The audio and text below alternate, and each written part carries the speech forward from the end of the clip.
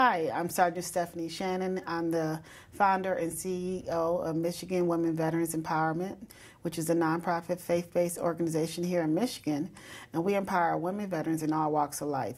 Various issues that veterans struggle with. Me, myself, dealing with the Gulf War illness, many people don't know about what it is. It's kind of the same as Agent Oranges to the Vietnam veterans. The Gulf War illness affected in the first Gulf War, Desert Storm War, there was 700 troops deployed, and 250,000 of us have reported multi-symptom illnesses because of the toxins and poisons and chemicals that we're exposed to. We received anthrax vaccines unknowingly. We were exposed to depleted uranium, serum gas, oil well fires, toxins and poisons in the sandbox. We call it the dirty sandbox.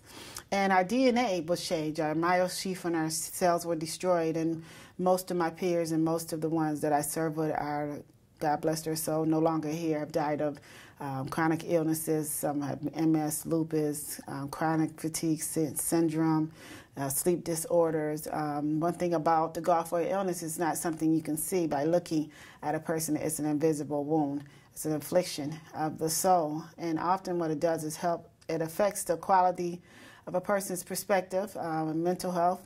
If you don't receive immediately intervention, or if you don't receive the support you need to psychologically process any trauma or loss, you have often a difficulty overcoming it. So I consider myself blessed to be alive, to be able to speak to you, because I do have the Gulf War illness. I've just recently had a setback where it'll flare up, dealing with fibromyalgia. Everybody's condition is different. If you look on va.gov under the Gulf War illness, it gives you details. It's a cluster of symptoms, some skin rashes too,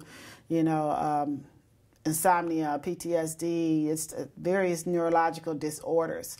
And we're still waiting for our just due. The Gulf War veterans, the first Gulf War in particular, and the ones that's behind us are still complaining of these symptoms. But what has happened is that 80% of our claims are denied. We have presumptive causes that they said that if you have this condition, inserting the Gulf War will be automatic, but a majority of us, our cases have been denied. So we have veterans suffering and not getting the benefits and the intervention they need, and they spend most of their money and time on researching the problem, but no solution. That's the change we need.